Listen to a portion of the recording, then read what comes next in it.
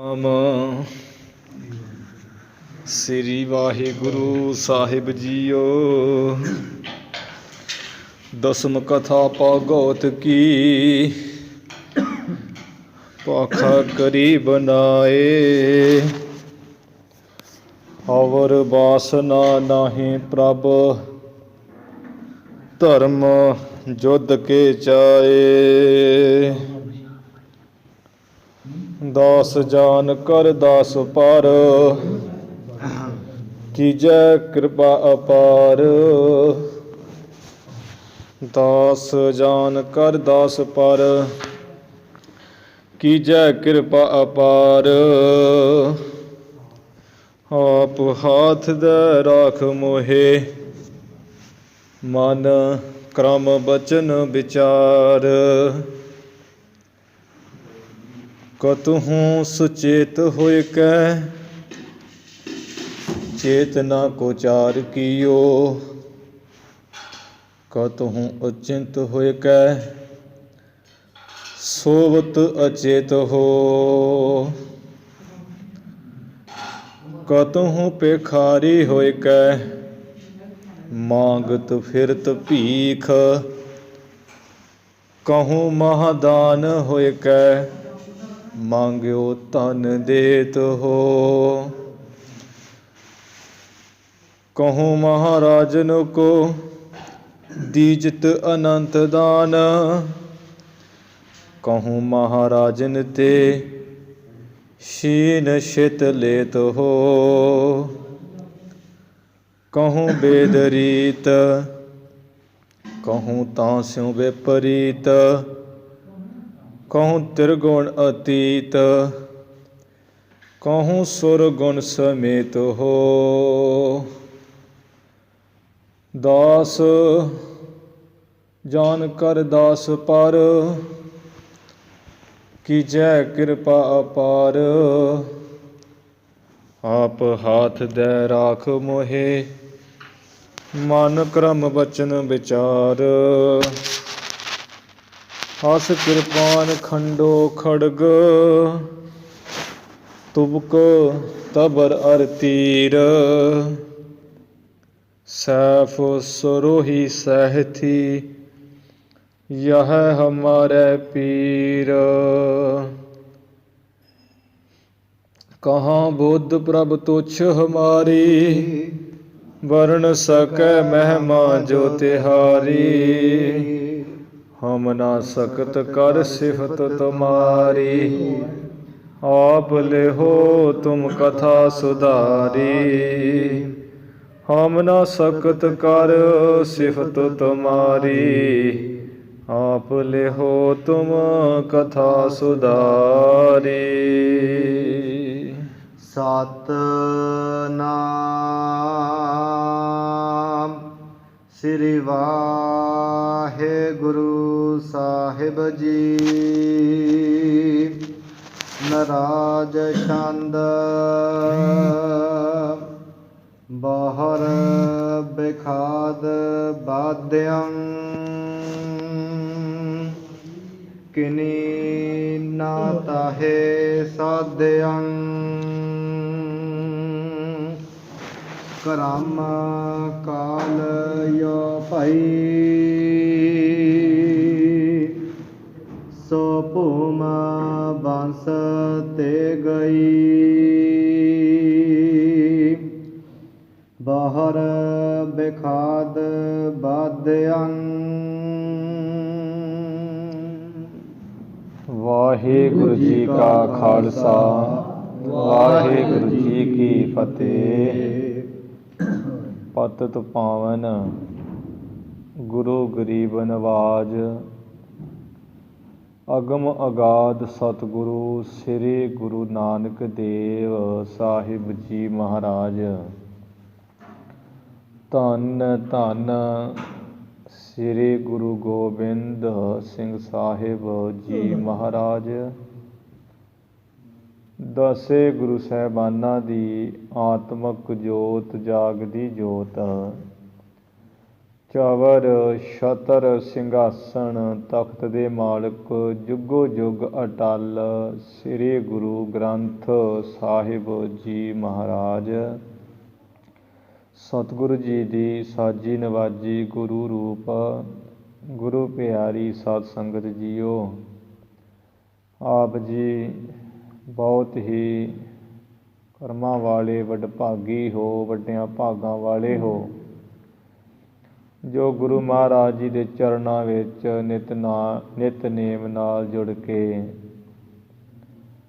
ਸਤਿਗੁਰੂ ਜੀ ਦੇ ਦਰਸ਼ਨ ਕਰਕੇ, ਬਾਣੀ ਪੜ੍ਹ ਸੁਣ ਕੇ, ਸਿਮਰਨ ਆਦਿ ਕਰਕੇ ਇਸ ਮਨੁੱਖ ਜਨਮ ਦੇ ਸਮੇਂ ਦਾ ਲਾਹਾ ਲੈਂਦੇ ਹੋ। ਗੁਰੂ ਮਹਾਰਾਜ ਜੀ ਦੇ ਪਾਵਨ ਪਵਿੱਤਰ ਬਚਨ ਸਭ ਸਿੱਖਣ ਕੋ ਹੁਕਮ ਹੈ, ਗੁਰੂ ਮਾਨਿਓ ਗ੍ਰੰਥ।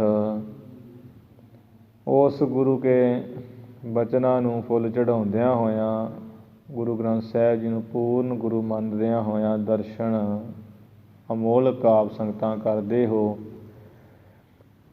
ਗੁਰੂ ਸਾਹਿਬ ਜੀ ਦੀ ਧੁਰਕੀ ਬਾਣੀ ਤੋਂ ਬਾਅਦ ਜੋ ਆਪਾਂ ਸ੍ਰੀ ਗੁਰੂ ਨਾਨਕ ਦੇਵ ਮਹਾਰਾਜ ਜੀ ਦੀ ਕਿਰਪਾ ਨਾਲ ਉਹਨਾਂ ਦੇ ਸਰੂਪ ਸ੍ਰੀ ਗੁਰੂ ਗੋਬਿੰਦ ਸਿੰਘ ਮਹਾਰਾਜ ਜੀ ਦੀ ਪਾਵਨ ਪਵਿੱਤਰ ਬਾਣੀ ਵਿਚਿੱਤਰ ਨਾਟਕ ਦੀ ਕਥਾ ਸਰਵਣ ਕਰ ਰਹੇ ਹਾਂ। ਜਿਵੇਂ ਕੱਲ੍ਹ ਚੌਥੇ ਅਧਿਆਏ ਵਿੱਚ ਸਰਵਣ ਕੀਤਾ ਸੀ ਕਿ ਜਦੋਂ ਸੋਢ ਵੰਸ਼ ਦੇ ਨੇ ਚੰਗਾ ਰਾਜ ਭਾਗ ਪਾ ਲਿਆ ਅਤੇ ਉਹਨਾਂ ਨੇ ਇਹ ਨਿਜਿਤ ਕੀਤੀ ਗੱਲ ਵੀ ਆਪਾਂ ਜਿਹੜਾ ਹੈ ਕਾਲ ਕੇਤੀਆਂ ਕੁਸ਼ੂ ਦੀ ਕੁੱਲ ਤੋਂ ਆਪਣੇ ਵੱਡਿਆਂ ਵਡੇਰਿਆਂ ਦੀ ਜ਼ਮੀਨ ਜਾਇਦਾਦ ਛਡਾਈਏ, ਜਿਸ ਕਰਕੇ ਚੰਗਾ ਜੰਗ ਯੁੱਧ ਹੋਇਆ। ਚੌਥੇ ਅਧਿਆਏ ਦੇ ਵਿੱਚ ਜੋ ਜੰਗ ਯੁੱਧ ਹੋਇਆ ਅਤੇ ਕੁਸ਼ੂ ਦੀ ਤੀਸਰੇ ਅਧਿਆਏ ਵਿੱਚ ਜਦੋਂ ਆਇਆ, ਕੁਸ਼ੂ ਦੀ ਜਿਹੜੀ ਵੰਸ਼ ਸੀ ਭਾਵ ਕਾਲ ਕੇਤ ਦੇ ਅੱਗੇ ਪੁੱਤ ਪੋਤਰੇ, ਉਹ ਜੰਗ ਵਿੱਚ ਜਦੋਂ ਹਾਰ ਗਏ, ਉਹਨਾਂ ਆਪਣੇ ਸਾਥੀਆਂ ਸਮੇਤ ਪੰਜਾਬ ਤੋਂ ਭੱਜ ਕੇ ਕਾਂਚੀ ਵਿੱਚ ਜਾ ਵਾਸਾ ਕੀਤਾ। ਉਹਨਾਂ ਨੇ ਕਾਂਚੀ ਵਿੱਚ ਰਹਿ ਕੇ ਫਿਰ ਮਹਾਨ ਪੰਡਤਾਂ ਤੋਂ ਸੰਸਕ੍ਰਿਤ ਵਿੱਦਿਆ, ਵੇਦਾਂ ਦੀ, ਸ਼ਾਸਤਰਾਂ ਦੀ ਪੜ੍ਹੀ, ਬੜੇ ਵਿਦਵਾਨ ਬਣ ਗਏ। ਜਿਸ ਕਰਕੇ ਵੇਦਾਂ ਨੂੰ ਪੜ੍ਹਨੇ ਕਰਕੇ, ਵੇਦਾਂ ਦੇ ਬਗਤੇ ਕਥਾਵਾਚਕ ਹੋਣੇ ਕਰਕੇ ਨਾਮ ਵੇਦੀ ਜਿਹੜਾ ਕਹਾਉਣ ਲੱਗ ਪਏ।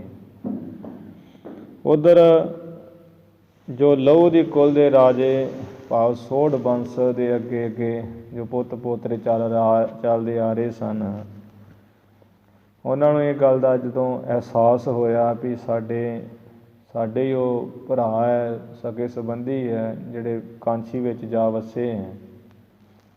ਐਵੇਂ ਹੀ ਲੋਭ ਲਾਲਚ ਦੇ ਵੱਸ ਹੋ ਕੇ, ਵੈਰ ਵਿਰੋਧ ਦੇ ਵੱਸ ਹੋ ਕੇ ਇਹ ਪਾਪ ਕੀਤਾ ਕਿ ਹਜ਼ਾਰਾਂ ਜਾਨਾਂ ਜਿਹੜੀਆਂ ਤਲਵਾਰ ਦੇ ਜ਼ੋਰ ਨਾਲ ਲੈ ਲਈਆਂ ਅਤੇ ਦੇ ਦਿੱਤੀਆਂ ਇਸ ਰਾਜ ਭਾਗ ਬਦਲੇ, ਜਿਸ ਕਰਕੇ ਇਹ ਪੰਜਾਬ ਵਿੱਚ ਉਹਨਾਂ ਨੂੰ ਕੱਢ ਦਿੱਤਾ ਹੈ ਬੇਦੀਆਂ ਨੂੰ, ਅਤੇ ਕਾਂਸੀ ਵਿੱਚ ਵਿੱਦਿਆ ਪੜ੍ਹ ਕੇ ਉਹ ਪੰਡਿਤ ਬਣ ਗਏ ਹਨ। ਇਸ ਕਰਕੇ ਰਾਜੇ ਨੇ, ਸੋਢ ਵੰਸ਼ ਦੇ ਨੇ, ਸਾਰਾ ਰਾਜ ਭਾਗ ਦਾ ਵੈਰ ਵਿਰੋਧ ਕੀਤਾ ਹੋਇਆ ਭੁਲਾ ਕੇ ਇੱਕ ਚਿੱਠੀ ਸੋਹਣੀ ਬਣਾ ਸਵਾਰ ਕੇ ਲਿਖੀ ਅਤੇ ਦੂਤ ਦੇ ਹੱਥ ਵਿੱਚ ਭੇਜੀ ਕਿ ਉਹਨਾਂ ਨੂੰ ਕਹੋ ਵੀ ਤੁਸੀਂ ਇੱਥੇ ਵਾਪਸ ਆ ਜਾਓ, ਆਪਾਂ ਭਾਈ ਭਰਾ ਹਾਂ, ਜੋ ਕੁਛ ਪਿਛਲਾ ਕੋਈ ਵੈਰ ਵਿਰੋਧ ਆਪਾਂ ਭੁਲਾ ਦੇਈਏ। ਜਿਸ ਕਰਕੇ ਉਹਨਾਂ ਨੂੰ ਬੁਲਾ ਕੇ ਵੈਰ ਵਿਰੋਧ ਭੁਲਾ ਕੇ ਵੇਦੀ ਸਾਰੇ ਲਾਹੌਰ ਬੁਲਾ ਲਏ। ਉਹਨਾਂ ਵੇਦੀਆਂ ਦਾ ਬੜਾ ਮਾਣ ਸਤਿਕਾਰ ਕੀਤਾ, ਉਹਨਾਂ ਤੋਂ ਵੇਦ ਸਰਵਣ ਕੀਤੇ, ਸਾਮ, ਰਿਗ, ਜਜੁਰ, ਅਥਰਵਣ। ਜਦੋਂ ਵੇਦਾਂ ਦਾ ਪਾਠ ਸੁਣ ਕੇ ਰਾਜਾ ਬੜਾ ਪ੍ਰਸੰਨ ਹੋਇਆ।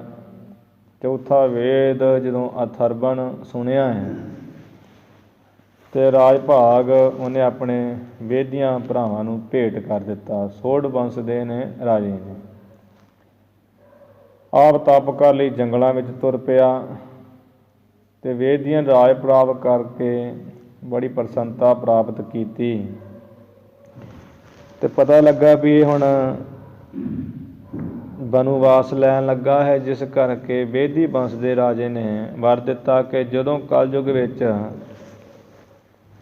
ਸਾਡੀ ਵੇਦੀ ਵੰਸ਼ ਦੇ ਵਿੱਚ ਅਕਾਲ ਪੁਰਖ ਵਾਹਿਗੁਰੂ ਆਪ ਅਵਤਾਰ ਧਾਰਨਗੇ ਤੇ ਗੁਰੂ ਨਾਨਕ ਨਾਮ ਕਹਾਉਣਗੇ, ਤੇ ਉਹ 3 ਜਾਮੇ ਵਿੱਚ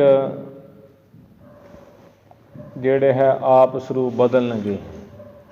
ਕਿਉਂਕਿ ਤੁਸੀਂ 3 ਵੇਦ ਸੁਣੇ ਤੋਂ ਕੁਝ ਬੋਲੇ ਨਹੀਂ, ਇਸੇ ਕਰਕੇ 3 ਵਾਰ ਗੁਰੂ ਨਾਨਕ ਦੇਵ ਅਕਾਲ ਪੁਰਖ ਪਹਿਲਾਂ ਗੁਰੂ ਨਾਨਕ ਦੇਵ ਰੂਪ ਕਹਾਉਣਗੇ, ਫਿਰ ਗੁਰੂ ਅੰਗਦ ਦੇਵ ਜੀ, ਫਿਰ ਗੁਰੂ ਅਮਰਦਾਸ ਜੀ। ਭਾਵ 3 ਆਪਣੇ ਸਰੂਪ ਧਾਰ ਕੇ ਵੱਖੋ ਵੱਖਰੀਆਂ ਬੰਸਾਂ ਕੁੱਲਾਂ ਦੇ ਵਿੱਚ ਅਥਰਪਣ ਵੇਦ ਸੁਣਦਿਆਂ ਤੁਸਾਂ ਨੇ ਸਾਨੂੰ ਰਾਜ ਭਾਗ ਦਿੱਤਾ ਹੈ। ਇਸ ਕਰਕੇ ਤੁਹਾਡੀ ਸੋਢ ਬੰਸ ਦੇ ਵਿੱਚ ਜਦੋਂ ਗੁਰੂ ਨਾਨਕ ਸਾਹਿਬ ਜੀ ਚੌਥਾ ਸਰੂਪ ਧਾਰਨਗੇ, ਸਰੀਰ ਰੂਪੀ ਕਾਇਆ ਰੂਪੀ ਚੋਲਾ ਪਲਟਣਗੇ, ਉਦੋਂ ਤੁਹਾਡੀ ਸੋਢ ਬੰਸ ਵਿੱਚ ਗੁਰੂ ਨਾਨਕ ਸਾਹਿਬ ਹੋ ਕੇ ਤੇ ਗੁਰੂ ਕਹਾਉਣਗੇ ਅਕਾਲ ਪੁਰਖ। ਭਾਵ ਤੁਹਾਡੀ ਸੋਢ ਬੰਸ ਨੂੰ ਉਦੋਂ ਭਾਗ ਲੱਗੇਗਾ। ਇਹ ਵਰ ਦਿੱਤਾ 3 ਗੁਰੂ ਭਾਵ ਹੋਣਗੇ, ਚੌਥੀ ਜਿਹੜੇ ਗੁਰੂ ਹੋਣਗੇ ਉਹ ਸੋਢ ਬੰਸ ਵਿੱਚ ਹੋਵੇਗਾ। ਇਹ ਜੋ ਵਰ ਦਿੱਤਾ ਸੀ ਇਹ ਫਿਰ ਉਸੇ ਤਰ੍ਹਾਂ ਹੀ ਸਾਧ ਸੰਗਤ ਜੀ ਹੋਇਆ। ਉਹ ਆਪਾਂ ਤੇ ਪਿੱਛੇ ਫਿਰ ਇਹ ਗੱਲਬਾਤ ਸੁਣ ਕੇ ਜਿਹੜਾ ਰਾਜਾ ਸੀ ਸੋਢ ਬੰਸ ਦਾ ਉਹ ਜੰਗਲ ਵਿੱਚ ਚਲਾ ਗਿਆ ਬੇਦਿਨ ਰਾਜ ਭਾਗ ਦੇ ਕੇ। ਇਹ ਫਿਰ ਚੰਗਾ ਜਿਹੜਾ ਰਾਜ ਭਾਗ ਕਰਨ ਲੱਗੇ ਤੇ ਬਾਅਦ ਵਿੱਚ ਬੇਦੀਆਂ ਦਾ ਕਿਸੇ ਕੋਲੋਂ ਫਿਰ ਕੋਈ ਵਿਖਾਦ ਆਪੋ ਵਿੱਚ ਹੀ ਪੈ ਗਿਆ, ਜਿਸ ਕਰਕੇ ਐਸਾ ਜੰਗ ਯੁੱਧ ਹੋਇਆ, ਸਾਰਾ ਰਾਜ ਭਾਗ ਖੁੱਸ ਗਿਆ, 20 ਹੀ ਪਿੰਡ ਬਾਕੀ ਰਹਿ ਗਏ ਸਨ। ਉਹ ਕਥਾ ਅੱਜ 5ਵੇਂ ਅਧਿਆਏ ਦੇ ਵਿੱਚ ਸਤਿਗੁਰੂ ਗੁਰੂ ਗੋਬਿੰਦ ਸਿੰਘ ਮਹਾਰਾਜ ਜੀ ਬਚਿੱਤਰ ਨਾਟਕ ਗ੍ਰੰਥ ਦੇ ਵਿੱਚ ਲਿਖ ਰਹੇ ਹਨ।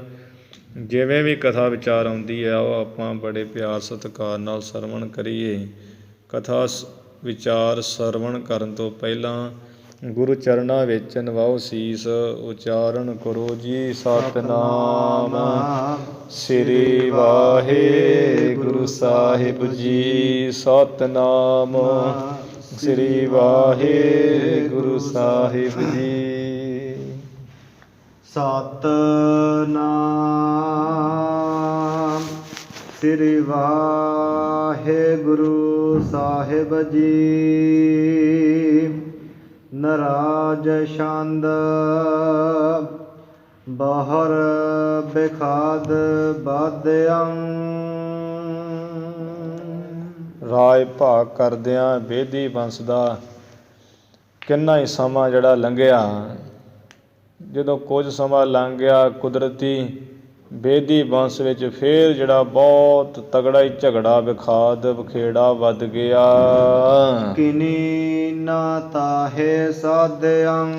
ਉਹ ਐਸਾ ਝਗੜਾ ਵਧਿਆ ਕਿ ਜਿਸ ਝਗੜੇ ਨੂੰ ਕੋਈ ਵੀ ਸੁਧਾਰ ਕਰਨ ਵਾਲਾ ਸੁਧਾਰਕ ਵਿੱਚ ਪੈ ਕੇ ਨਿਬੇੜਨ ਵਾਲਾ ਝਗੜੇ ਨੂੰ ਉਹ ਸਾਧ ਨਾ ਸਕਿਆ। ਕਿਨੀ ਨਾ ਤਾਹੇ ਸਾਧਿਅੰ। ਉਸ ਝਗੜੇ ਨੂੰ ਕੋਈ ਸਾਧ ਨਾ ਸਕਿਆ, ਰੋਕ ਨਾ ਸਕਿਆ, ਕੰਟਰੋਲ ਨਾ ਕਰ ਸਕਿਆ। ਕਰਮ ਕਾਲ ਯੋ ਭਾਈ। ਬੇਦੀ ਖਾਨਦਾਨ ਦੇ ਵਿੱਚ ਜਿਹੜਾ ਝਗੜਾ ਪਿਆ ਹੈ ਉਹ ਕਰਮ ਕਾਲ, ਉਸ ਅਕਾਲ ਪੁਰਖ ਦੀ ਐਸੀ ਜਿਹੜੀ ਕਰਮ ਗਤੀ ਹੋਈ, ਉਹਦੀ ਵਰਤਾਈ ਹੋਈ ਦੇਵਨੈਤ ਐਵੇਂ ਕਰਮ ਗਤੀ ਹੋਈ। ਸੋ ਭੂਮ ਬੰਸ ਤੇ ਗਈ। ਬੇਦੀ ਬੰਸ ਕੋਲ ਜਿਹੜੀ ਭੂਮ ਇਹ ਰਾਜ ਭਾਗ ਸੀ ਨਾ, ਲਾਹੌਰ ਦੇ ਇਲਾਕੇ ਵਿੱਚ ਜਿਹੜਾ ਕਰ ਰਹੇ ਸਨ, ਉਹ ਸਾਰਾ ਰਾਜ ਭਾਗ ਹੀ ਖੁੱਸ ਗਿਆ, ਰਾਜ ਭਾਗ ਹੱਥੋਂ ਨਿਕਲ ਗਿਆ। ਦੋਹਰਾ ਵਿਪਰ ਕਰਤ ਪਏ ਸੂਦਰ ਬ੍ਰਿਤ। ਇਸ ਤਰ੍ਹਾਂ ਇਹਦਾ ਕਲਯੁਗ ਦਾ ਪ੍ਰਭਾਵ ਸ਼ੁਰੂ ਹੋ ਗਿਆ। ਭਾਵ ਕਲਯੁਗ ਬੜਾ ਵਰਤ ਗਿਆ ਤੇ ਇਹ ਉੱਧਰੋਂ ਇਹਨਾਂ ਦਾ ਰਾਜ ਭਾਗ ਛੁੱਟ ਗਿਆ, ਰਾਜ ਭਾਗ ਕੋਈ ਕਰਦਾ ਰਹਿ ਨਾ ਗਿਆ।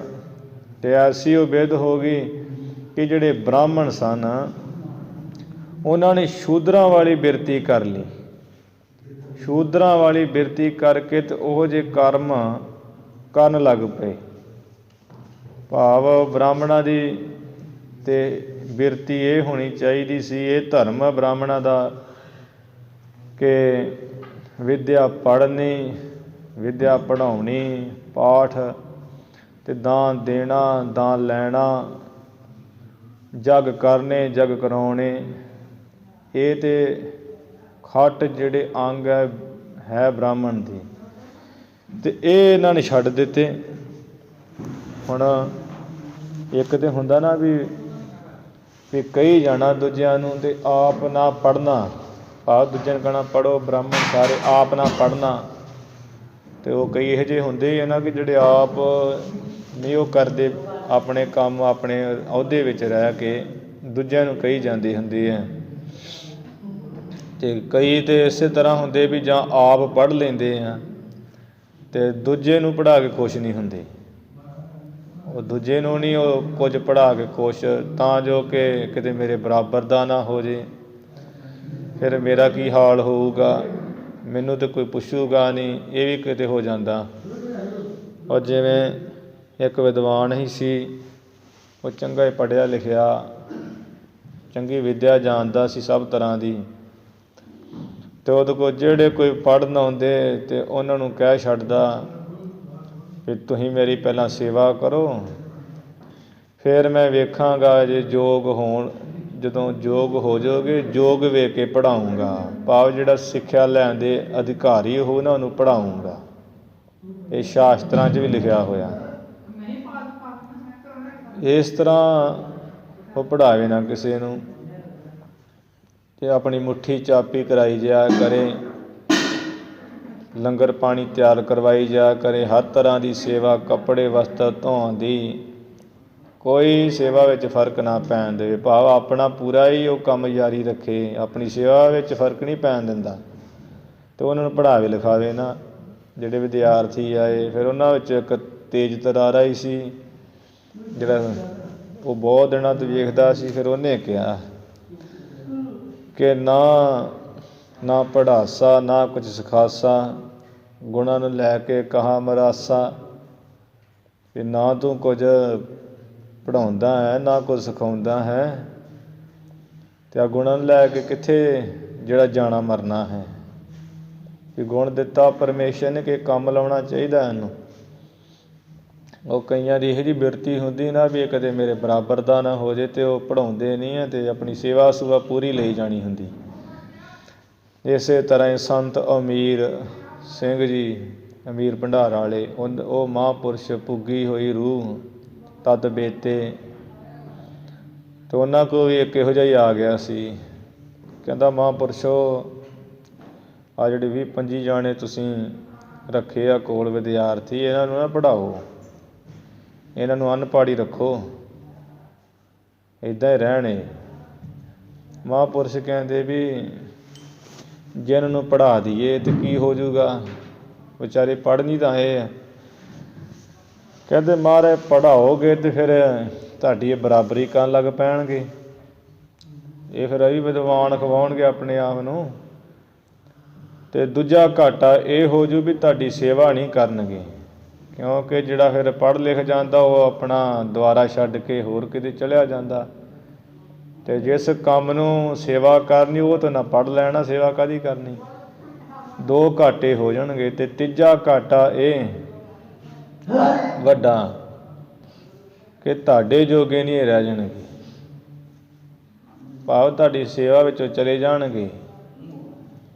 ਮਹਾਂਪੁਰਸ਼ ਹੁਣ ਕਮਾਈ ਵਾਲੇ ਹੈ, ਉਹ ਤਾਂ ਜਨਮ ਮਰਨ ਦੋਹੋਂ ਮੈਂ ਨਾ ਹੀ ਜਨ ਪਦ ਪੁਕਾਰੀ ਆਏ, ਜਾਂ ਗੁਰੂ ਪਿਆਰੇ ਪਰਉਪਕਾਰੀ ਗੁਰੂ ਪਿਆਰੇ, ਜਾਂ ਨਾਮਨ ਕਾਹੇ ਸੁਆਓ। ਉਹਨਾਂ ਦਾ ਤਾਂ ਇਹੀ ਸਵਾਰਥ ਹੈ, ਮਤਲਬ ਆਉਣ ਦਾ ਵੀ ਭਲਾ ਕਰਨਾ, ਪਰਉਪਕਾਰ ਕਰਨਾ। ਮਹਾਂਪੁਰਸ਼ ਕਹਿੰਦੇ ਵੀ ਇਸੇ ਕਰਕੇ ਤਾਂ ਕਹਿੰਦੇ ਅਸੀਂ ਉਹਨਾਂ ਨੂੰ ਪੜ੍ਹਾ ਰਹੇ ਹਾਂ ਵੀ ਉਹ ਸਾਡੇ ਜੋਗੇ ਨਾ ਰਹਿ ਜਾਣ, ਉਹ ਸਾਡੇ ਮਗਰੋਂ ਉਹ ਮੂੰਹ ਵੱਲ ਵੇਂਦੇ ਨਾ ਰਹਿ ਜਾਣ ਵੀ ਕੀ ਕਰਾਂਗੇ, ਤਾਂ ਤਾਂ ਪੜ੍ਹਾ ਰਹੇ ਹਾਂ ਵੀ ਕਿਸੇ ਬੰਨੇ ਲੱਗ ਜਾਣ। ਅਤੇ ਸਾਡੀ ਸੇਵਾ ਕਰਨ ਨਾ ਕਰਨ, ਅਸੀਂ ਕਹਿੰਦੇ ਹਾਂ ਵੀ ਸਾਡੇ ਬਰਾਬਰ ਦੇ ਹੋ ਜਾਣ। ਜਿਵੇਂ ਅਸੀਂ ਕਥਾ ਵਿਚਾਰ ਕਰਦੇ ਹਾਂ ਇਤਿਹਾਸ ਦੀ, ਗੁਰਬਾਣੀ ਦੀ, ਸਭ ਤਰ੍ਹਾਂ ਧਰਮ ਗ੍ਰੰਥਾਂ ਦੀ, ਇਵੇਂ ਸਾਡੇ ਵਾਂਗ ਉਹ ਵੀ ਕਥਾ ਕਰਨ, ਸਾਡੇ ਬਰਾਬਰ ਦੇ ਹੋ ਜਾਣ। ਜਿਵੇਂ ਗੁਰੂ ਜੀ ਨੇ ਸਾਨੂੰ ਨਾਮ ਬਾਣੀ ਭਗਤੀ ਬਖਸ਼ੀ, ਇਹ ਵੀ ਕਰਨ। ਇਹ ਵਿਚਾਰੇ ਮੂੰਹ ਵਾਲੀ ਵੇਂਦੀ ਨਾ ਰਹਿਣ, ਅਸੀਂ ਚੱਲ ਜਾਈਏ। ਤੇ ਇਸ ਤਰ੍ਹਾਂ ਮਹਾਂਪੁਰਸ਼ਾਂ ਨੇ ਜਵਾਬ ਦਿੱਤਾ ਵੀ ਅਸੀਂ ਤਾਂ ਹੀ ਬਣਾਉਂਦੇ ਹਾਂ ਵੀ ਇੱਕ ਤਾਂ ਸਾਡੇ ਬਰਾਬਰ ਦੇ ਹੋ ਜਾਣ, ਇੱਕ ਸਾਡੇ ਮੂੰਹ ਵੱਲ ਨਾ ਵੇਖਣ, ਅਤੇ ਇੱਕ ਸਾਡੀ ਸੇਵਾ ਨਾ ਕਰਨ, ਸੇਵਾ ਗੁਰੂ ਦੀ ਕਰਨ ਪ੍ਰਚਾਰ ਕਰਕੇ। ਇਵੇਂ ਪਰ ਜਿਨ੍ਹਾਂ ਦੀ ਕੋਈ ਹੁੰਦੀ ਨਾ ਨੀਤ ਇਹੋ ਜਿਹੀ ਵੀ ਸੇਵਾ ਆਪਣੀ ਕਰਾਈ ਜਾਈਏ ਅਤੇ ਕਿਸੇ ਨੂੰ ਸਿਖਾਈਏ, ਗੁਣ ਬਿਲਕੁਲ ਨਾ ਦਈਏ, ਇਹੋ ਜਿਹੇ ਕਈ ਹੈਗੇ ਹੀ ਆ। ਦੁਨਿਆਵੀ ਕੰਮ ਸਿਖਾਉਂਦੇ ਇੱਦਾਂ ਕਈ ਕਰਦੇ।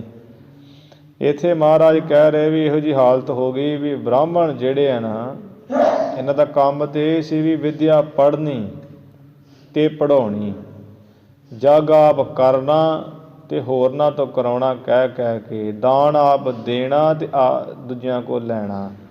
ਇੱਕ ਤਾਂ ਹੁੰਦਾ ਵੀ ਦਾਨ ਦਿਓ ਬ੍ਰਾਹਮਣਾਂ ਨੂੰ ਜੀ, ਬ੍ਰਾਹਮਣ ਗੁਰੂ ਹੁੰਦੇ, ਆਪ ਕੁਝ ਨਾ ਕਰੇ, ਉਹ ਵੀ ਨਹੀਂ। ਇਹ ਇਹਨਾਂ ਦਾ ਜਿਹੜਾ ਮੁੱਖ ਕਰਮ ਸਨ 6, ਇਹ ਛੱਡ ਕੇ ਅਤੇ ਸ਼ੂਦਰਾਂ ਦੀ ਬਿਰਤੀ ਵਾਲੇ ਹੋ ਕੇ ਇਹ ਸ਼ੂਦਰਾਂ ਵਾਲੇ ਕੰਮ ਕਰਨ ਲੱਗ ਪਏ। ਸ਼ੂਦਰ, ਖੱਤਰੀ, ਬ੍ਰਾਹਮਣ, ਸੂਦ, ਬੈਸ। ਸੂਦ ਜਿਹੜੀ ਹੈ ਸਭ ਤੋਂ ਨੀਵੀਂ ਜਾਤ, ਜਿਹੜੀ ਨੀਵੀਆਂ ਜਿੰਨੀਆਂ ਜਾਤਾਂ ਸ਼ੂਦਰ ਵਿੱਚ ਆਉਂਦੀਆਂ ਹੈ। ਜਿਵੇਂ ਆ ਕਿਸੇ ਦਾ ਕੋਈ ਝੋਟੇ ਕੁੱਟ ਹੁੰਦੇ ਆ, ਜਾਂ ਕੋਈ ਆਥੜੀਆਂ ਕਰਨੀਆਂ, ਦਿਹਾੜੀਆਂ ਕਰਨੀਆਂ, ਕਿਸੇ ਦਾ ਰਸੋਈ ਵਾਲਾ ਹੋ ਕੇ ਕੰਮ ਧੰਦਾ ਕਰਨਾ, ਵਸਤਰ ਆਦਿਕ ਧੋਣੇ ਅਤੇ ਗੰਦਗੀ ਵਾਲੇ ਸਥਾਨ ਧੋਣੇ, ਇਵੇਂ ਜਿਹੜੇ ਆ ਕੋਈ ਮਿਹਨਤ ਮਸ਼ੱਕਤਾਂ ਮਜ਼ਦੂਰੀਆਂ ਕਰਨੀਆਂ। ਇਹ ਬ੍ਰਾਹਮਣਾਂ ਦਾ ਕਰਮ ਤਾਂ ਹੈ ਨਹੀਂ ਸੀ, ਇਹ ਸ਼ੂਦਰਾਂ ਦਾ ਸੀ। ਉਹ ਸ਼ੂਦਰਾਂ ਦੀ ਬਿਰਤੀ ਵਾਲੇ ਹੋ ਕੇ ਬ੍ਰਾਹਮਣ ਆਪਣਾ ਕਰਮ ਭੁਲਾ ਦਿੱਤੇ ਅਤੇ ਸ਼ੂਦਰਾਂ ਵਾਲੇ ਕਰਮ ਕਰਨ ਲੱਗ ਪਏ। ਛਤਰੀ ਬੈਸਨ ਕਰਮ। ਹੁਣ ਛਤਰੀਆਂ ਦਾ ਧਰਮ ਹੈ ਵੀ ਸ਼ਸਤਰ ਵਿੱਦਿਆ ਸਿੱਖਣੀ ਅਤੇ ਜਿਹੜੀ ਹੈ ਵੇਦਾਂ ਨੂੰ ਪੜ੍ਹ ਲੈਣਾ, ਵੇਦਾਂ ਨੂੰ ਪੜ੍ਹਨਾ ਅਤੇ ਸਰਵਣ ਵੀ ਕਰ ਲੈਣਾ, ਇਹ ਖੱਤਰੀਆਂ ਦਾ ਧਰਮ ਸੀ। ਫਿਰ ਸ਼ਸਤਰ ਵਿੱਦਿਆ ਸਿੱਖ ਕੇ ਬ੍ਰਾਹਮਣਾਂ ਦੀ, ਸੂਦਾਂ ਦੀ, ਬੈਸਾਂ ਦੀ ਜਿਹੜੀ ਰੱਖਿਆ ਕਰਨੀ। ਭਾਵ ਸ਼ਸਤਰ ਵਿੱਦਿਆ ਸਿੱਖ ਕੇ ਕਿਸੇ ਰਾਜੇ ਦੇ ਨੌਕਰੀ ਕਰਨੀ, ਕਮਾਂਡਰ ਬਣਨਾ ਅਤੇ ਧਰਮ ਦੇ ਯੁੱਧ ਵਾਸਤੇ ਲੜਨਾ। ਛਤਰੀ ਕੋ ਪੂਤ ਹੋ ਬਾਹਮਣ ਕੋ ਨਹਿ, ਜਿਹਨੂੰ ਯੁੱਧ ਦਾ ਚਾਅ ਰਹਿਣਾ ਛਤਰੀ ਉਹ। ਛਤਰੀਆਂ ਨੇ ਆਪਣੇ ਕਰਮ ਜਿਹੜੇ ਹੈ ਛਤਰੀਆਂ ਵਾਲੇ ਉਹ ਛੱਡ ਲਏ ਅਤੇ ਬੈਸਾਂ ਵਾਲੇ ਕਰਮ ਸ਼ੁਰੂ ਕਰ ਲਏ। ਉਹ ਬੈਸ ਕੀ ਕਰਦੇ ਆ ਵੀ ਜਿਹੜਾ ਖੇਤੀਬਾੜੀ ਕਰਨੀ ਜਾਂ ਬਾਣੀਆਂ ਵਾਲੇ ਕੰਮ ਕਰਨੇ, ਇੱਧਰ ਉੱਧਰ ਵਪਾਰ ਕਰਨੇ, ਇਹ ਬੈਸਾਂ ਦਾ ਕਰਮ। ਬੈਸਾਂ ਵਾਲੇ ਕਰਮ ਕਰਨ ਲੱਗ ਪਏ, ਖੇਤੀਆਂ ਬਾੜੀਆਂ, ਵਪਾਰ ਆਦਿਕ। ਜਿਹੜਾ ਆਪਣਾ ਧਰਮ ਸੀ ਵੀ ਛਤਰੀ ਦੇ ਪੁੱਤਰ ਹੋ ਕੇ ਸ਼ਸਤਰ ਵਿੱਦਿਆ ਦੇ ਧਾਰਨੀ ਹੋ ਕੇ ਤਿੰਨਾਂ ਵਰਨਾਂ ਦੀ ਰੱਖਿਆ ਕਰਨੀ, ਉਹ ਛੱਡ ਦਿੱਤਾ।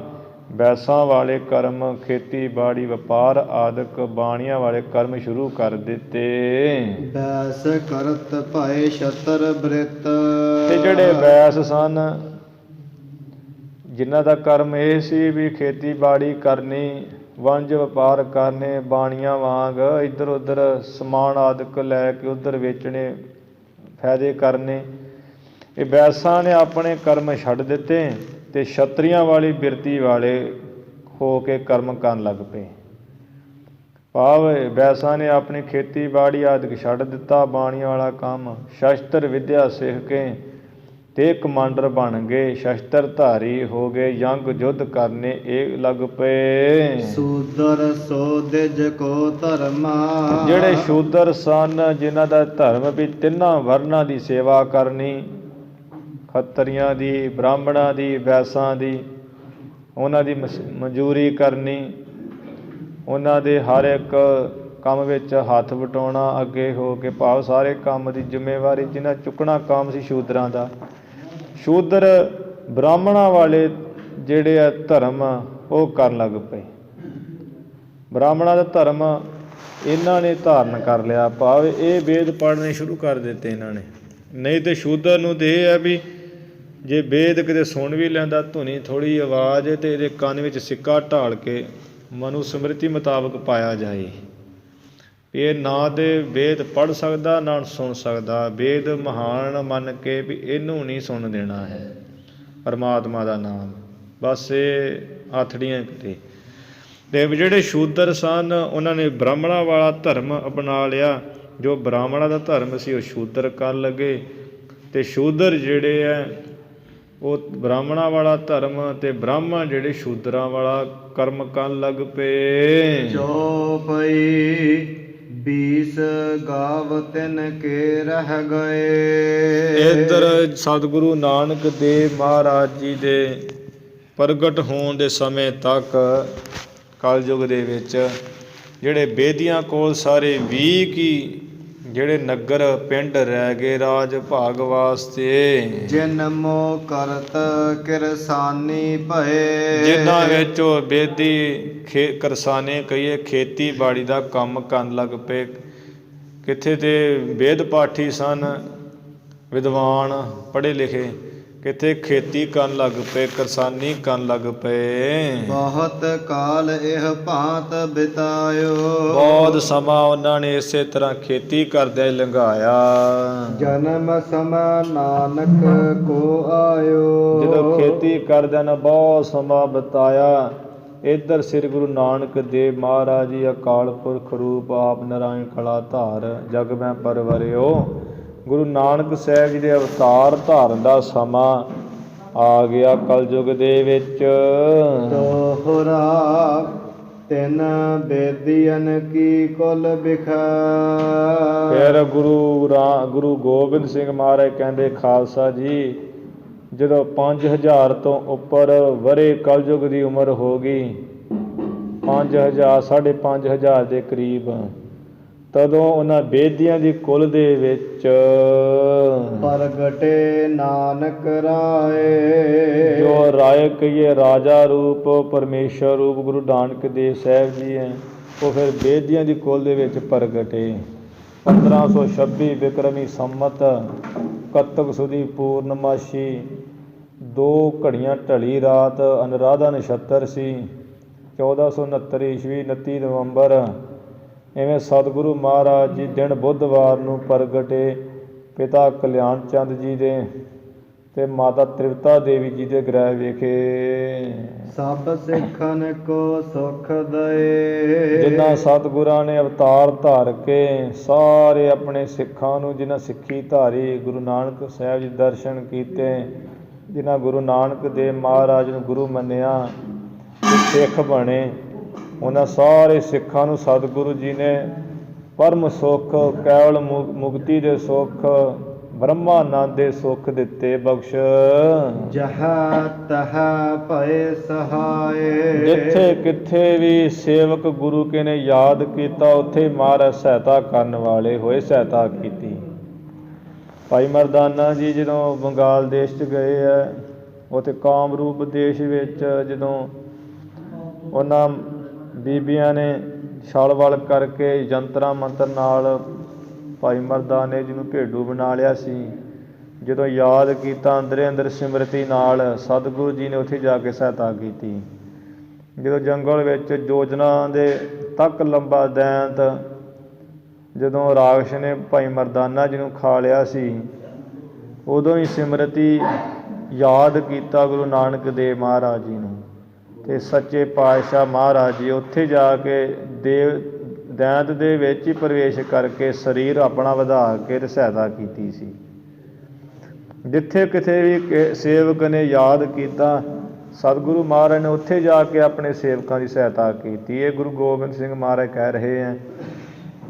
ਇਸ ਤਰ੍ਹਾਂ ਕਈ ਇਹੋ ਜਿਹੇ ਲੋਕ ਵੀ ਸਨ ਜਿਹੜੇ ਗੁਰੂ ਨਾਨਕ ਦੇਵ ਮਹਾਰਾਜ ਜੀ ਦੀ ਮਹਿਮਾ ਨਹੀਂ ਜਾਣਦੇ, ਅਤੇ ਹੰਕਾਰੀ ਲੋਕ ਗੁਰੂ ਸਾਹਿਬ ਜੀ ਨੂੰ ਕਿਤੇ ਟਿਕਣ ਨਹੀਂ ਸੀ ਦਿੰਦੇ ਹੁੰਦੇ।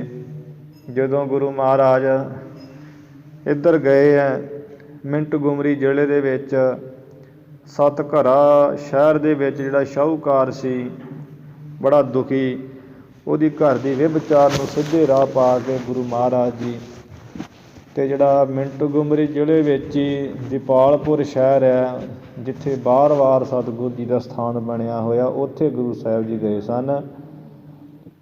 ਉਹ ਕਾਰਨ ਕੀ ਸੀ? ਪਹਿਲਾਂ ਦੀਪਾਲਪੁਰ ਨਗਰ ਦੇ ਵਿੱਚ ਪ੍ਰਵੇਸ਼ ਹੋਏ। ਭੈੜੀ ਮੱਤ ਵਾਲੇ ਲੋਕ ਜਿੱਥੇ ਗੁਰੂ ਸਾਹਿਬ ਜੀ ਬੈਠਣ ਉੱਥੇ ਬਹਿਣ ਨਾ ਦੇਣ। ਚਲੋ ਚਲੋ ਸੰਤ ਜੀ ਇੱਥੇ ਨਹੀਂ ਬਹਿਣਾ, ਉੱਠੋ ਉੱਠੋ ਉੱਠੋ ਉੱਠੋ। ਉਹ ਸ਼ਾਮ ਦਾ ਵੇਲਾ ਹੋ ਚੁੱਕਾ ਸੀ। ਮਹਾਰਾਜ ਬਿਰਾਜਣ ਵਾਸਤੇ ਵੀ ਰਾਤ ਟਿਕਾਣਾ ਕਰਨ ਵਾਸਤੇ ਕਿੱਥੇ ਰੁਕੀਏ, ਥਾਂ ਦੇਖ ਰਹੇ, ਕੋਈ ਬਹਿਣ ਨਾ ਦੇ। ਜੋ ਕੋਟ ਬ੍ਰਹਿਮੰਡ ਕੋ ਠਾਕੁਰ ਸੁਆਮੀ ਹੈ ਗੁਰੂ ਨਾਨਕ ਸਾਹਿਬ ਜੀ, ਉਹਨਾਂ ਨੂੰ ਕੋਈ ਬਹਿਣ ਨਾ ਦੇਵੇ। ਇਹੋ ਜਿਹੀ ਲੋਕਾਂ ਦੀ ਹਾਲਤ ਸੀ। ਫਿਰ ਗੁਰੂ ਨਾਨਕ ਸਾਹਿਬ ਜੀ ਨਗਰ ਤੋਂ ਬਾਰ-ਬਾਰ ਪੂਰਬ ਦੱਖਣ ਵਾਲੇ ਪਾਸੇ ਬਾਰ-ਬਾਰ ਖੇਤਾਂ ਵਿੱਚ ਆ ਗਏ। ਉੱਥੇ ਇੱਕ ਪਿੱਪਲ ਸੀ ਸੁੱਕਾ ਜਿਹਾ। ਜਦੋਂ ਪਿੱਪਲ ਦੇ ਹੇਠਾਂ ਸੁੱਕੇ ਦੇ ਮਹਾਰਾਜ ਸ਼ਾਮ ਦੇ ਵੇਲੇ ਗਏ, ਥੋੜ੍ਹੀ ਥੋੜ੍ਹੀ ਧੁੱਪ ਸੀ, ਤੋ ਪਿੱਪਲ ਗੁਰੂ ਕੇ ਚਰਨਾਂ ਦੇ ਪੈਣ ਕਰਕੇ ਹਰਾ ਭਰਾ ਹੋ ਗਿਆ। ਜਿੱਥੇ ਜਾਏ ਬਿਹਾ ਮੇਰਾ ਸਤਿਗੁਰੂ ਸੋ ਥਾਨ ਸੁਹਾਵਾ ਰਾਮ ਰਾਜੇ। ਉਹ ਥਾਨ ਹੀ ਪਵਿੱਤਰ ਹੋ ਗਿਆ ਅਤੇ ਪਿੱਪਲ ਵੀ ਹਰਾ ਹੋ ਗਿਆ। ਧਰਤੀ ਪਈ ਹਰਿਆਵਲੀ। ਅਤੇ ਸਤਿਗੁਰੂ ਜੀ ਦਾ ਜਦੋਂ ਪਿੱਪਲ ਹਰਾ ਹੋਇਆ, ਥੋੜ੍ਹਾ ਜਿਹਾ ਖੜਕਾ ਹੋਇਆ, ਕਿਉਂਕਿ ਨਾਲ ਹੀ ਭਾਈ ਮਰਦਾਨਾ ਹੋਣੀ ਜੀ ਨਾਲ ਸਨ। ਗੁਰੂ ਜੀ ਬਚਨ ਬਿਲਾਸ ਕਰ ਰਹੇ ਸੀ। ਉੱਧਰੋਂ ਇੱਕ ਨਰੰਗਾ ਨਾਮ ਦਾ ਫਕੀਰ, ਜਿਹਨੂੰ ਕੋਹੜ ਹੋਇਆ, ਲੋਕ ਕੋਹੜ ਹੋਣੇ ਕਰਕੇ ਨੂਰਾ ਕੋਹੜੀ ਨਾਮ ਲੈਂਦੇ ਸੀ, ਅਤੇ ਉਹ ਵਿਚਾਰਾ ਆਪਣੀ ਕੁੱਲੀ ਦੇ ਵਿੱਚ ਵਿਲਕਾ ਮਾਰਿਆ।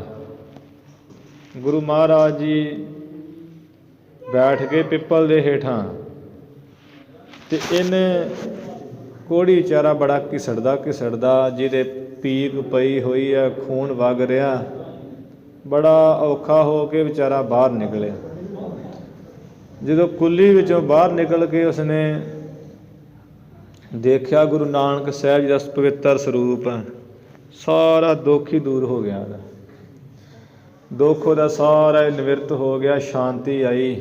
ਜਿੰਨਾ ਚਿਰ ਸੂਰਜ ਸੀ ਨਾ ਉੱਥੇ, ਉਹ ਸੂਰਜ ਕਰਕੇ ਮਹਾਰਾਜ ਦਾ ਸਰੂਪ ਦਿਖਦਾ, ਉਹਨਾਂ ਚਿਰ ਉਹਨੂੰ ਵਿਚਾਰੇ ਨੂੰ ਸ਼ਾਂਤੀ ਰਹੀ, ਨੂਰੇ ਕੋਹੜੀ ਨੂੰ ਐ ਸ਼ਾਂਤ ਠੰਡਾ ਰਿਹਾ।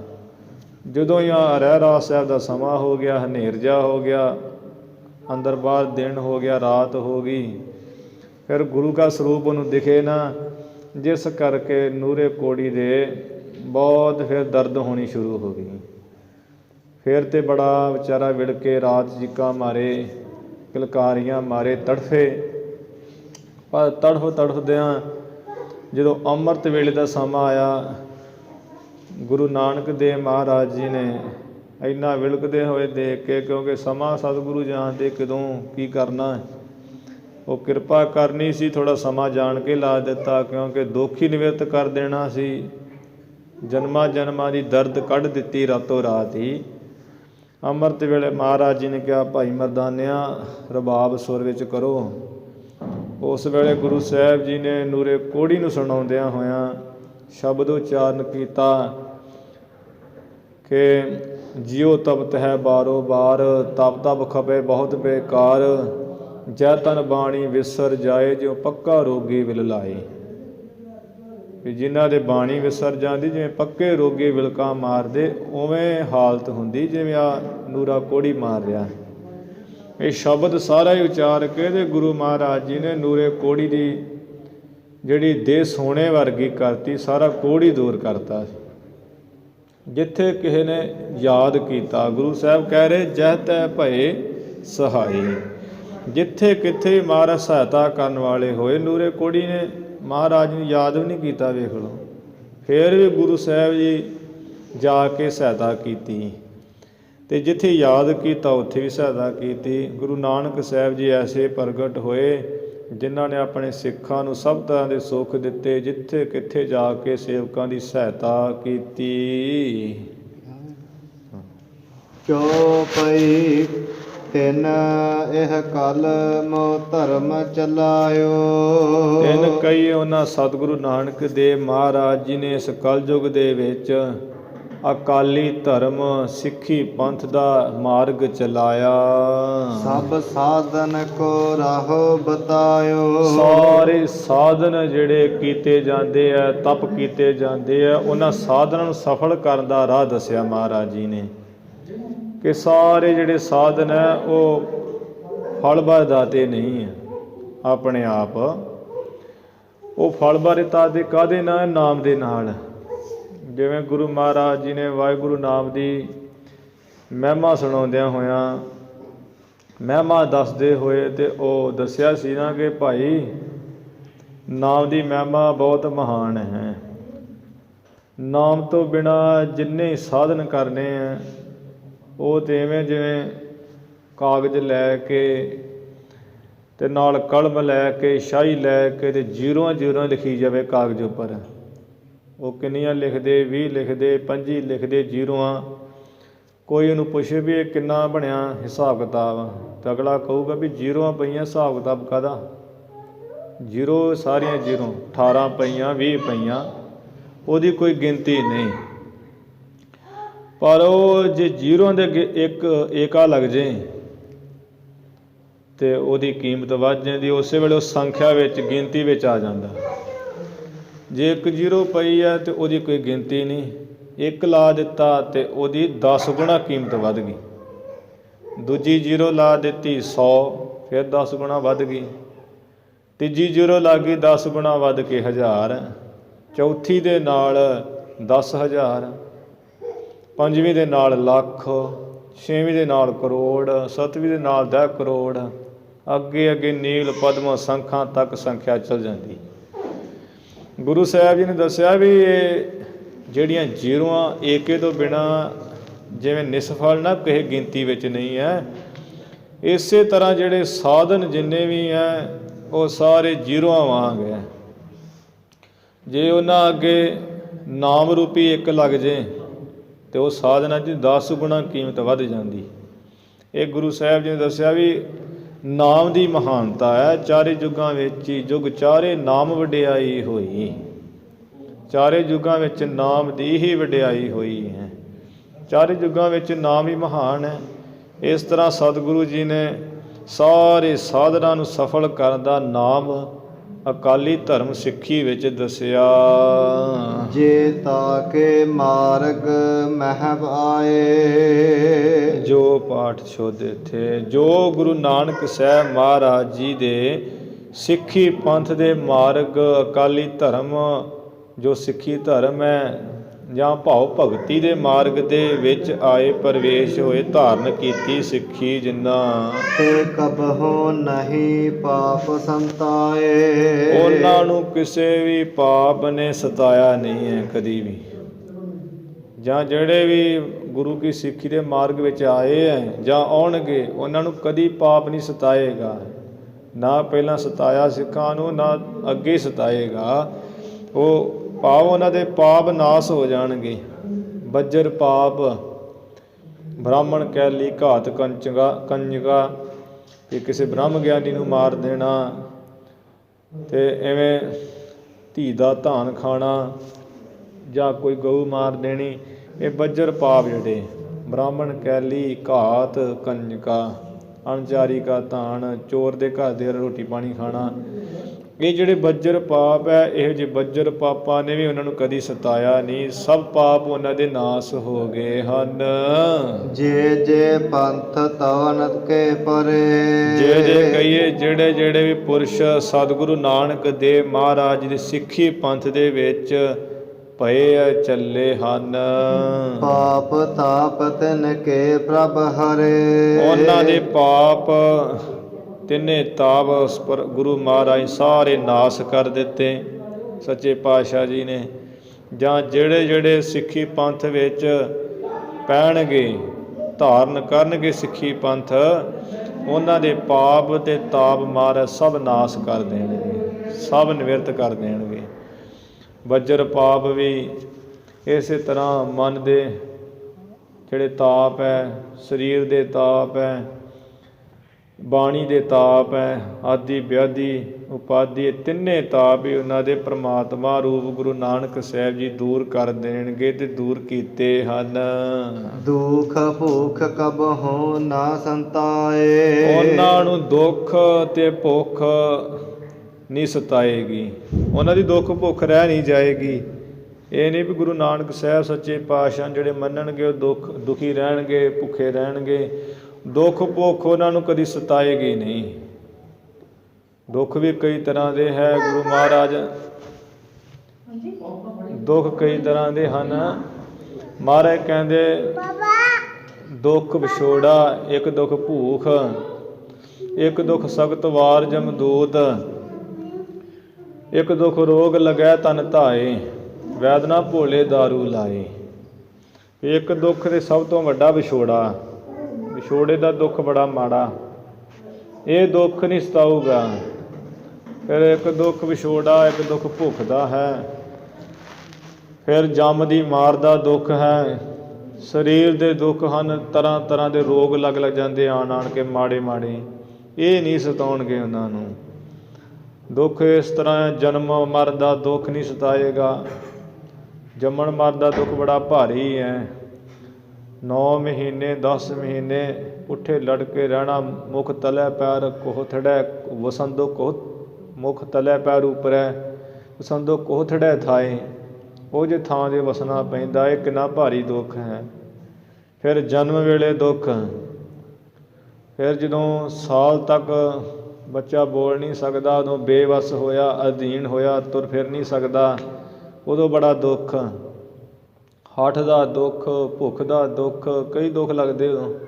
ਛੋਟੇ ਹੁੰਦੇ ਦਾ ਪਤਾ ਨਹੀਂ ਹੁੰਦਾ ਮਾਂ ਪਿਓ ਨੂੰ ਵੀ ਮੈਨੂੰ ਕੀ ਚਾਹੀਦਾ ਕੀ ਨਹੀਂ ਚਾਹੀਦਾ, ਜਿਸ ਕਰਕੇ ਉਹ ਕਿਸੇ ਵੇਲੇ ਹੱਥ ਹੌਲਾ ਵੀ ਦਾ ਹੋ ਜਾਂਦਾ। ਉਦੋਂ ਰੋਂਦਾ ਕਰਲਾਉਂਦਾ ਬੜਾ, ਹਠੀਆ ਹੋਣੇ ਕਰਕੇ ਬੜਾ ਦੁੱਖ ਪਾਉਂਦਾ 5-6 ਸਾਲ ਦੀ ਉਮਰ ਤੱਕ, 8-10 ਸਾਲ ਤੱਕ।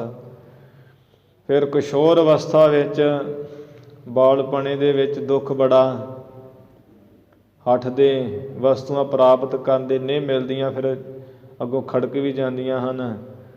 ਜਵਾਨੀ ਵਿੱਚ ਜਿਹੜਾ ਵਿਸ਼ਿਆਂ ਦਾ ਦੁੱਖ, ਗ੍ਰਸਤ ਜੀਵਨ ਵਿੱਚ ਜ਼ਿੰਮੇਵਾਰੀਆਂ ਦਾ ਦੁੱਖ, ਬੁੱਢ ਪਾਉਣੇ ਵੇਲੇ ਦੁੱਖ ਕਿੰਨਾ ਹੈ, ਜਦੋਂ ਇੰਨੀ ਮਿਹਨਤ ਕਰ ਕਰਕੇ ਬਣਾਉਂਦਾ, ਦੂਜਿਆਂ ਦੇ ਮੂੰਹਾਂ 'ਚ ਖੋ ਖੋ ਕੇ ਦਿੰਦਾ ਆਪਣਿਆਂ ਨੂੰ, ਅਤੇ ਬੁੱਢ ਪਾਉਣੇ ਵੇਲੇ ਕੋਈ ਪੁੱਛਦਾ ਨਹੀਂ ਹੈ, ਕੋਈ ਸੁਣਦਾ ਕਹਿੰਦਾ ਨਹੀਂ, ਉਦੋਂ ਵੀ ਇਹ ਬੜਾ ਦੁਖੀ ਹੁੰਦਾ।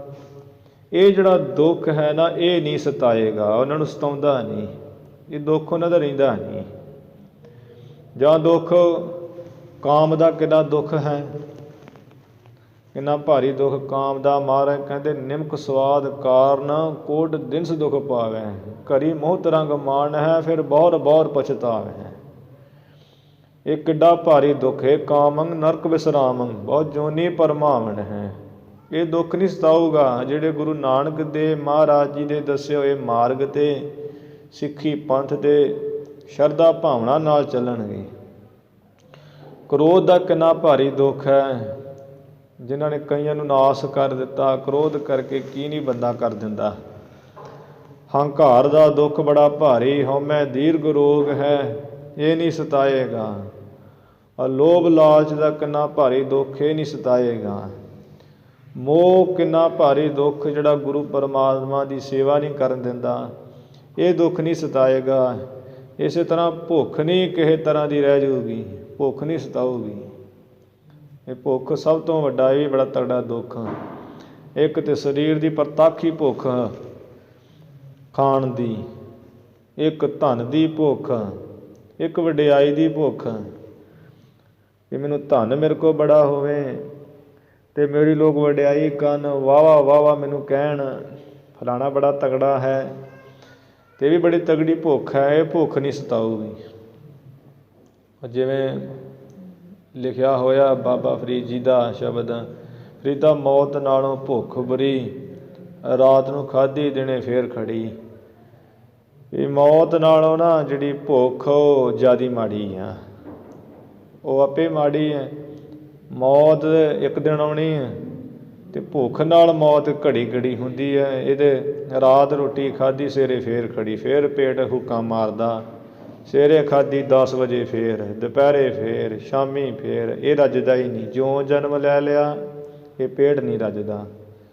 ਪੈਸੇ ਦੀ ਭੁੱਖ ਨਹੀਂ ਮਰਦੀ ਹੈ। ਸਹਿਸ ਖੱਟੇ ਲੱਖ ਕੋਟ ਧਾਵੈ, ਤ੍ਰਿਪਤ ਨਾ ਆਵੈ ਮਾਇਆ ਪਾਛੈ ਪਾਵੈ। ਕੋਟ ਜੋਰੇ ਲਾਖ ਕਰੋਰੇ ਮਨ ਨਾ ਹੋਰੇ, ਇਹ ਹਾਲਤ ਬਣੀ ਰਹਿੰਦੀ ਹੈ। ਤ੍ਰਿਸ਼ਨਾ ਦੀ ਭੁੱਖ ਲੱਗੀ ਰਹਿੰਦੀ ਹੈ। ਫਿਰ ਜਿਹੜੀ ਹੈ ਇਹ ਭੁੱਖਾਂ ਮਿਟਦੀਆਂ ਨਹੀਂ ਹਨ। ਗੁਰੂ ਸਾਹਿਬ ਜੀ ਕਹਿ ਰਹੇ ਹੈ, ਗੁਰੂ ਗੋਬਿੰਦ ਸਿੰਘ ਮਹਾਰਾਜ ਜੀ, ਕਿ ਗੁਰੂ ਨਾਨਕ ਦੇਵ ਮਹਾਰਾਜ ਜੀ ਦੇ ਪੰਥ ਵਿੱਚ ਸਿੱਖੀ ਮਾਰਗ ਦੇ ਜਿਹੜੇ ਜਿਹੜੇ ਭਾਈ ਪੈ ਗਏ ਹੈ, ਉਹਨਾਂ ਦੇ ਗੁਰੂ ਮਹਾਰਾਜ ਜੀ ਨੇ ਪਾਪ ਤਾਪ ਸਾਰੇ ਨਾਸ ਕਰ ਦਿੱਤੇ ਹੈ। ਦੁੱਖ ਭੁੱਖ ਦਾ ਜਿਹੜਾ ਤਾਪ ਹੈ ਬੜਾ ਤਗੜਾ, ਇਹ ਵੀ ਸਾਰਾ ਨਾਸ ਕਰ ਦਿੱਤਾ। ਇਹ ਨਹੀਂ ਰਹੀ ਉਹਨਾਂ ਦੀ ਦੁੱਖ ਭੁੱਖ ਪਿਆਰੇ ਪੁਰਸ਼ਾਂ ਸਿੱਖਾਂ ਭਗਤਾਂ ਦੀ, ਤੇ ਉਹ ਕਿਸੇ ਤਰ੍ਹਾਂ ਸਤਾਏਗੀ ਨਹੀਂ। ਜਾਲ ਕਾਲ ਕੇ ਬੀਚ ਨਾ ਆਏ, ਉਹ ਪੁਰਸ਼ ਕਾਲ ਦੇ ਜਿਹੜੀ ਫਾਈ ਦੇ ਵਿੱਚ ਵੀ ਨਹੀਂ ਆਉਣਗੇ। ਤਿੰਨ ਜਮ ਕੀ ਤਲਬ ਨਾ ਹੋਵਈ, ਨਾ ਹੋਏ ਦੁੱਖ ਸਹਾਹੇ। ਉਹਨਾਂ ਨੂੰ ਜੰਮ ਦੀ ਤਲਬ ਨਹੀਂ ਹੋਊਗੀ। ਨਹੀਂ ਤੇ ਕਬੀਰ ਜਮ ਕਾ ਠੇਗਾ ਬੁਰਾ ਹੈ, ਉਹ ਨਹੀਂ ਸਹਿਆ ਜਾਏ। ਨਹੀਂ ਤੇ ਸਹਿਣਾ ਪੈਂਦਾ ਨਾ। ਜਿਹੜੇ ਗੁਰੂ ਨਾਨਕ ਸਾਹਿਬ ਜੀ ਨੂੰ ਧਿਆਉਣਗੇ, ਮਾਰਗ 'ਤੇ ਚੱਲ ਗਏ, ਉਹ ਕਾਲ ਦੀ ਫਾਹੀ ਵਿੱਚ ਨਹੀਂ ਆਏ ਹੈ, ਨਾ ਆਉਣਗੇ, ਨਾ ਫਸੇ ਨਾ ਫਸਣਗੇ। ਗੁਰੂ ਅਰਜਨ ਸਾਹਿਬ ਜੀ ਇਹ ਗੱਲ ਦੀ ਗਵਾਹੀ ਭਰਦੇ ਹੈ, ਮੈਂ ਮੂਰਖ ਕੀ ਕੇਤਕ ਬਾਤ ਹੈ, ਕੋਟ ਅਪਰਾਧੀ ਤਰਿਆਰੇ। ਗੁਰੂ ਨਾਨਕ ਜਿਨ ਸੁਣਿਆ ਪੇਖਿਆ, ਸੇ ਫਿਰ ਗਰਭਾਸ ਨਾ ਪਰਿਆਰੇ।